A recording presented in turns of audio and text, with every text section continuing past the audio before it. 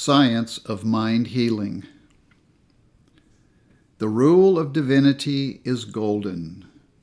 To be wise and true rejoices every heart. But evil influences waver the scales of justice and mercy.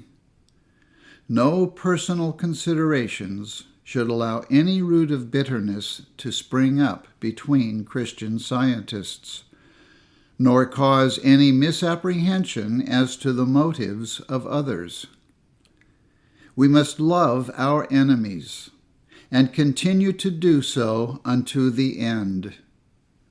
By the love of God, we can cancel error in our own hearts and blot it out of others. Sooner or later, the eyes of sinful mortals must be opened to see every error they possess and the way out of it, and they will flee as a bird to your mountain, away from the enemy of sinning sense, stubborn will, and every imperfection in the land of Sodom, and find rescue and refuge in truth and love. Every loving sacrifice for the good of others is known to God, and the wrath of man cannot hide it from him. God has appointed for Christian scientists high tasks, and will not release them from the strict performance of each one of them. The students must now fight their own battles. I recommend that scientists draw no lines whatever between one person and another, but think, speak, teach, and write the truth of Christian science without reference to right or wrong personality in this field of labor. Leave the distinctions of individual character and the discriminations and guidance thereof to the Father, whose wisdom is unerring and whose love is universal. We should endeavor to be long-suffering, faithful, and charitable with all. To this small effort, let us add one more privilege, namely, silence whenever it can substitute censure.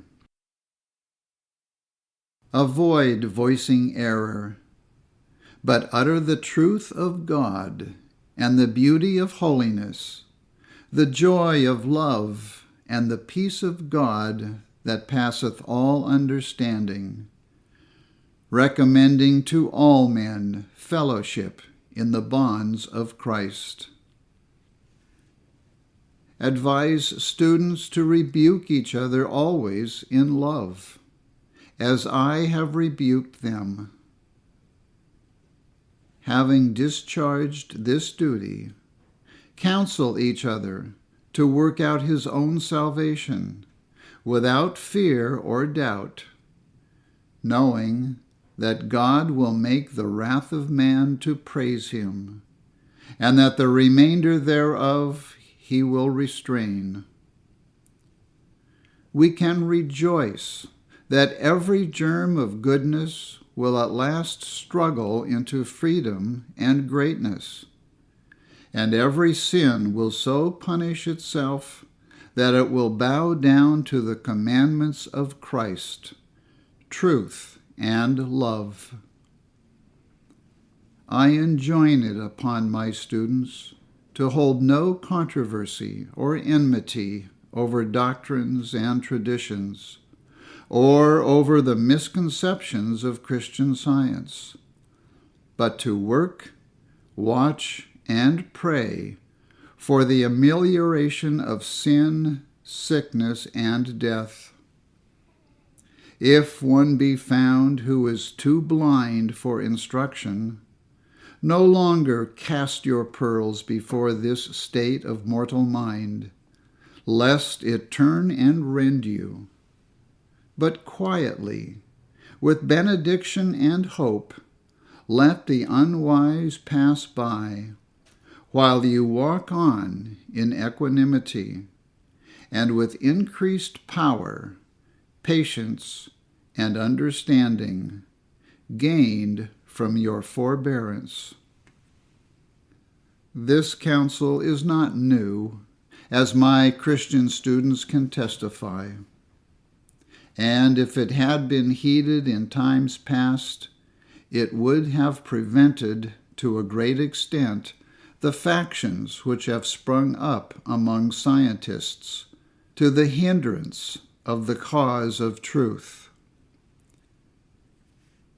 It is true that the mistakes, prejudices, and errors of one class of thinkers must not be introduced or established among another class, who are clearer and more conscientious in their convictions. But this one thing can be done, and should be.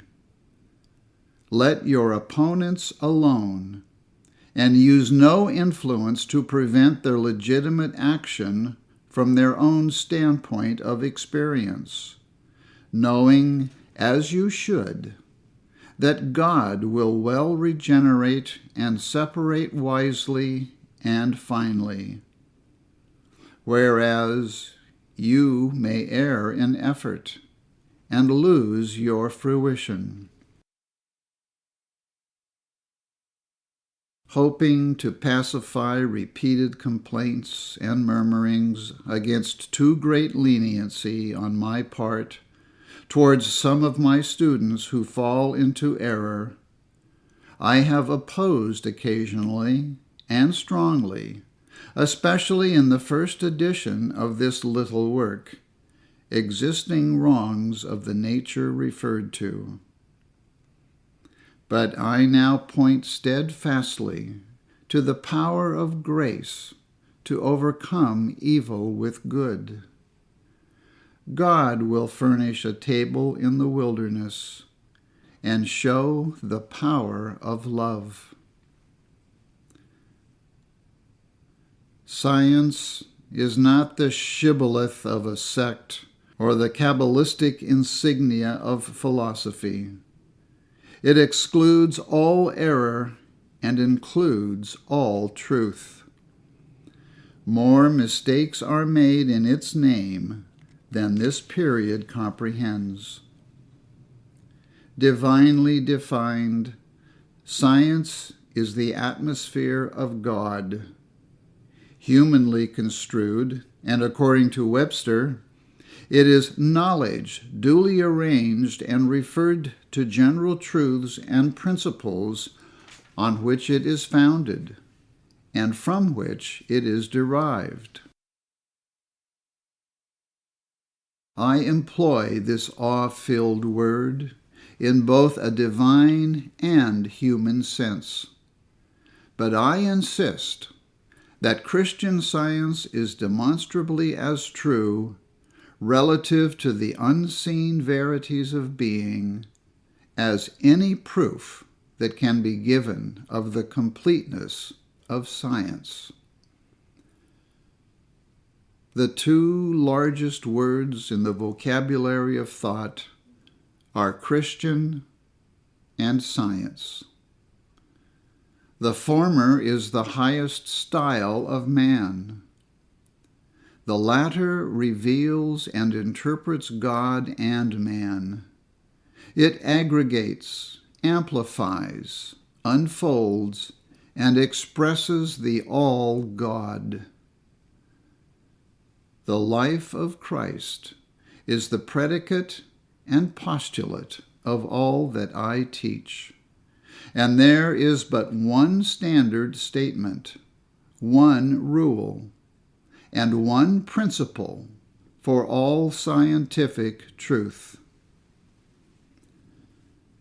My hygienic system rests on mind, the eternal truth.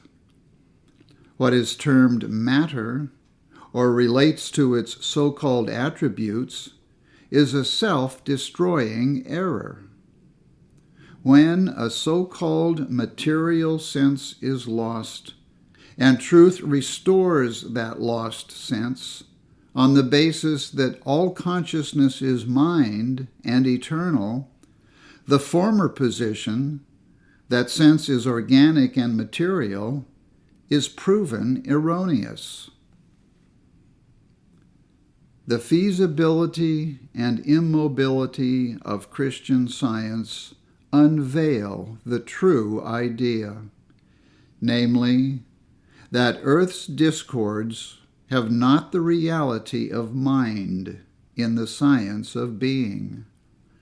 And this idea, dematerializing and spiritualizing mortals, turns like the needle to the pole all hope and faith to God, based as it is on His omnipotence and omnipresence. Eternal harmony, perpetuity, and perfection constitute the phenomena of being, governed by the immutable and eternal laws of God. Whereas matter and human will, intellect, desire, and fear are not the creators, controllers, nor destroyers of life or its harmonies.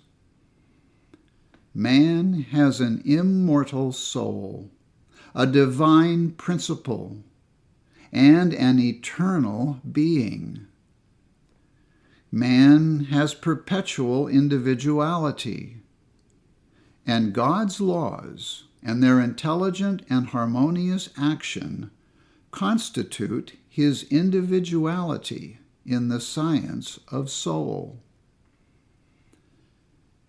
In its literary expression, my system of Christian metaphysics is hampered by material terms, which must be used to indicate thoughts that are to be understood metaphysically.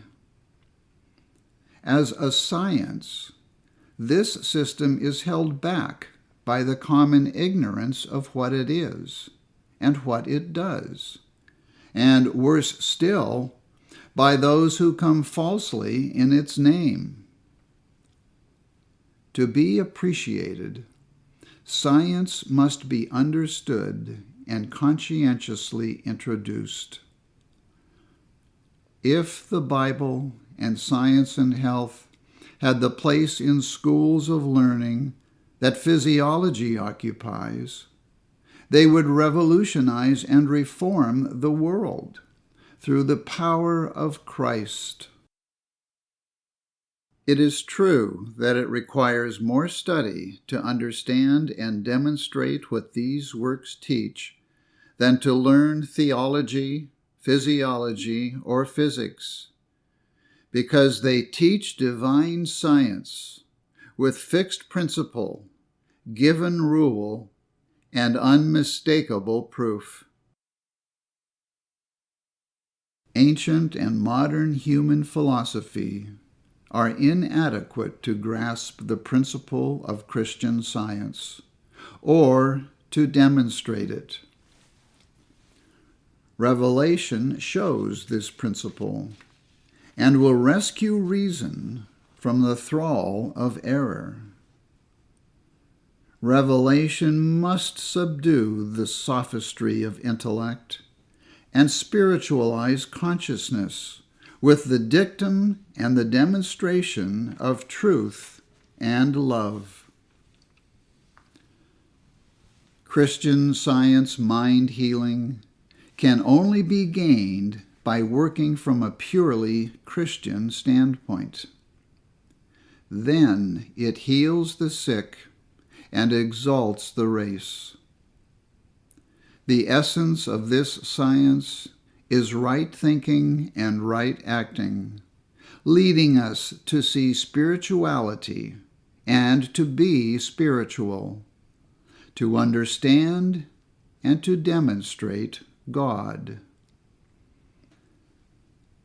The Massachusetts Metaphysical College and Church of Christ Scientist in Boston were the outgrowth of the author's religious experience. After a lifetime of orthodoxy on the platform of doctrines, rites, and ceremonies, it became a sacred duty for her to impart to others this new-old knowledge of God. The same affection, desire, and motives which have stimulated true Christianity in all ages and given impulse to goodness in or out of the church have nerved her purpose to build on the newborn conception of the Christ, as Jesus declared himself, namely, the way, the truth, and the life. Living a true life, casting out evil, healing the sick, and preaching the gospel of truth, these are the ends of Christianity. This divine way impels a spiritualization of thought and method, beyond doctrine and ritual, and in nothing else has she departed from the old landmarks.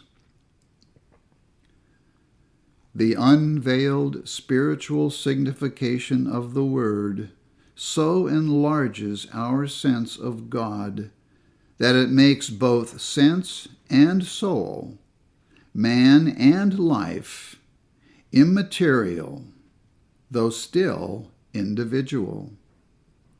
It removes all limits from divine power. God must be found all, instead of a part of being, and man the reflection of his power and goodness.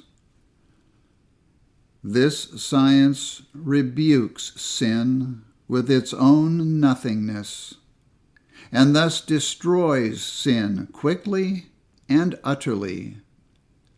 It makes disease unreal, and this heals it.